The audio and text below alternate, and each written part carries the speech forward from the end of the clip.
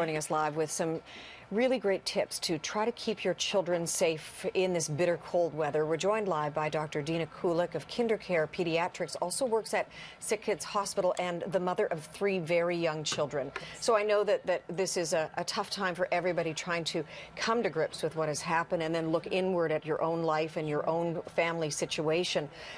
It is damn cold out there, yes. And I think it's the only time you can actually swear on live television. It is deadly cold out there. Right. How do you protect your children in this weather?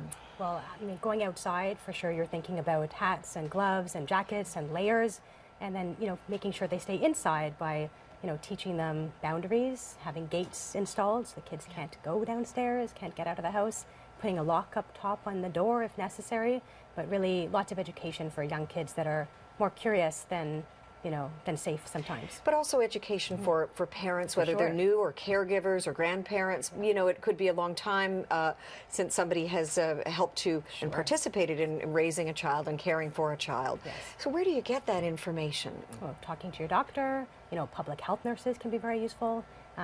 Early childhood education centers can provide lots of resources for young families, old families, grandparents, all caregivers.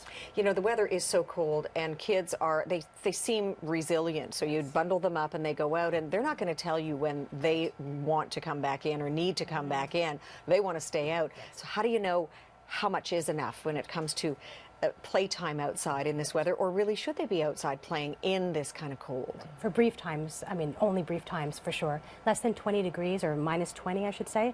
Those kids should be, kept inside during those times. Brief walks to and from school or in and out of the car are okay, but when it's less than minus 20, I would keep kids inside.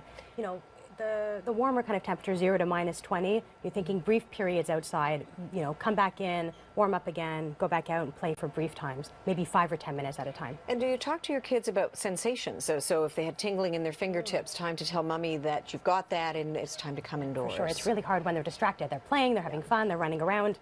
You have to, let them know that it's important to let you know how they're feeling. So everybody participating. Sure. You mentioned boundaries and teaching your child boundaries, even as young as 3, even younger than that. So how do you go about doing that so that you know that it sinks in? Right. Lots of education around ask mommy or daddy, ask the caregiver, what's safe, what's not safe. Lots of modeling, showing them what's safe behavior and not.